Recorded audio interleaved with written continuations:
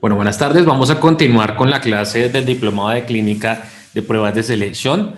En esta segunda parte vamos a estar hablando ya de las algunas escalas primarias que nos faltaban hablar del MPI 2 y vamos a continuar hablando de la paranoia.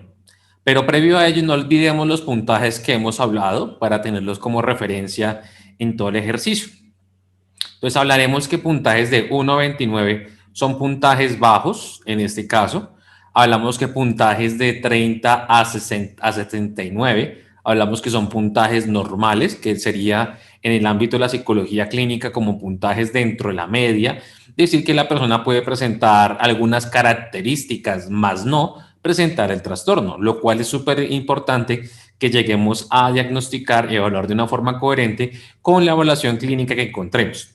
Por otro lado, puntajes mayores a 70, que hablamos serían puntajes altos, ya que entregaríamos de hablar de la categoría de puntajes como clínicos, es decir, ya hay una probabilidad bastante alta de que la persona o el paciente, en estos casos, presente un diagnóstico de una enfermedad clínica. En este caso, la escala básica de paranoia, que voy a identificar con PA, va a estar relacionada con las ideas de persecución y grandeza, de sensibilidad de relaciones interpersonales. Cabe aclarar que la paranoia o todo el espectro de la esquizofrenia presenta bastante comorbilidad con otros. Por ejemplo, yo puedo presentar sensaciones de relaciones interpersonales, por ejemplo, en un duelo. Yo puedo presentar ideas de persecución, por ejemplo, en cuando yo soy víctima de una agresión, sea una agresión intrafamiliar o sea una agresión, por ejemplo, de un desconocido, un atraco o cosas similares, o por ejemplo, un atentado. En el caso de alta, son personas perfeccionistas, difíciles de conocer, desequilibrio en relaciones personales y de orden afectivo también podemos encontrar. Por otro lado, ya puntajes bajos pueden estar relacionados con personas con un grado de equilibrio y madurez. Hablar de la psicastenia, esta escala va a estar relacionada con comportamientos obsesivos compulsivos y la dificultad en elección o en decidir.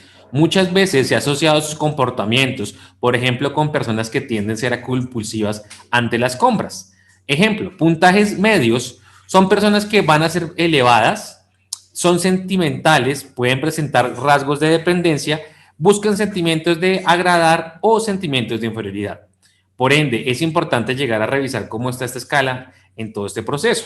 Ahora bien, puntajes altos para mujeres, vamos a encontrar que puede darse por sensibilidad emotiva o una preocupación excesiva. Por ejemplo, se ha asociado en algunos estudios la psicastenia relacionada con el periodo en los periodos de menstruación para algunas mujeres o, por ejemplo, cuando empieza a llegar lo que es todo el proceso de deterioro en la parte de la vejez. Sin embargo, vuelvo, insisto, es importante que tengamos en cuenta la historia clínica de nuestros pacientes para poder verificar o ondear si esto ocurre de la misma manera.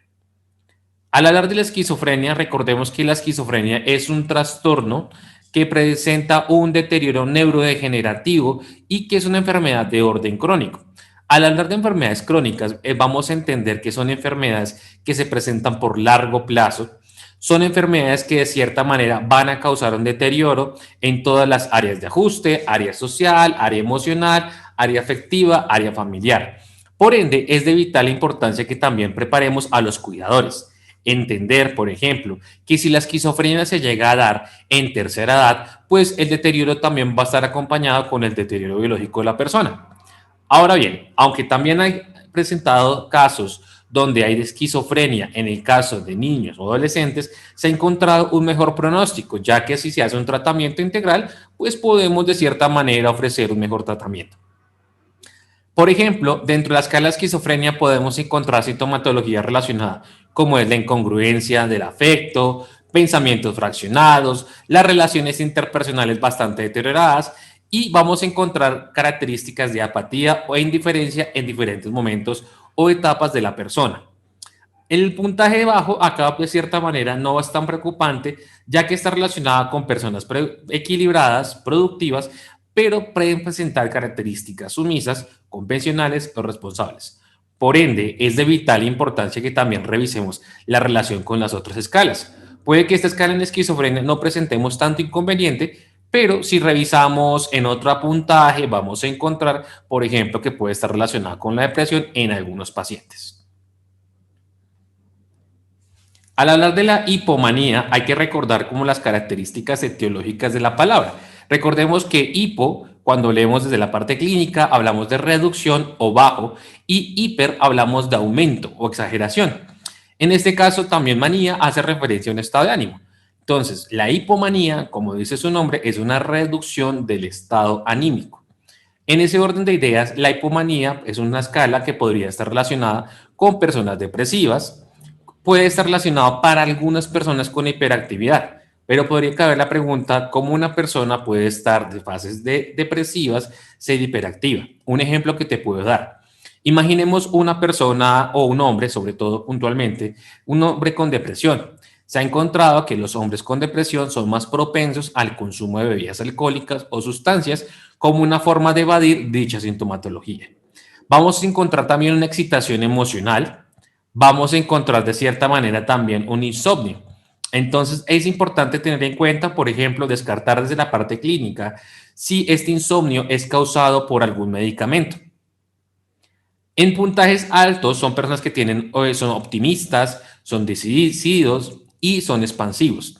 Mientras que en bajos tienden a ser personas convencionales, que es muy común en los adolescentes con buena autoestima. La escala de introversión social nos está hablando, como dice su nombre, de introversión. Por ende, en altas van a ser personas apáticas, son personas que pueden ser tímidas, que pueden ser inseguras, poco originales e indecisas. Es importante aclarar que muchas veces este comportamiento puede deberse a una característica, una enfermedad que debemos descartar, enfermedades orgánicas, como por ejemplo puede ser un deterioro físico, como hablábamos en tercera edad. En puntajes medios va a mostrarnos una persona que es activa, enérgica, amistosa, equilibrada y habladora, mientras que en puntajes bajos van a ser versátiles, sociables y competitivos. En ese orden de ideas es de vital importancia que establezcamos cómo la persona está en cada uno de estos niveles. Vamos a hablar ahora de la escala de la sociabilidad. Perdón, vamos a hablar ahora ya de los perfiles. Hasta acá hemos terminado lo que es la parte de las escalas básicas. Para poder hacer un poco más integral el ejercicio, voy a presentarte lo que es un MPI desde la parte ya de un ejercicio clínico. Desde un ejercicio clínico de orden académico, voy a presentarte un paciente. Entonces vamos a ver cómo nos va con este paciente. Pero antes de, no olvidemos que lo primero que vamos a entrar a revisar son las escalas de validez, tanto las primarias, y acá nace una nueva categoría que van a ser los conocidos como los perfiles o las escalas de validez de orden secundario. Acá vamos a encontrar lo que es la infrecuencia, la psicopatía infrecuente, quejas somáticas, la validez de síntomas, los temas virtuales inusuales y la validez de ajuste. Podemos entender, por ejemplo, que en algunos casos, algunos espectros de algunas enfermedades tienden a ser más amplios que otros. Me podrán preguntar por qué se debe esto. Bueno, hay algunas enfermedades mentales con mayor propensa, digamos que son más propensas a presentarse que otras. En ese orden de ideas es de vital importancia que nosotros verifiquemos cuáles son, por ejemplo, de orden normal, de orden precaución y de riesgo de presentación de la misma.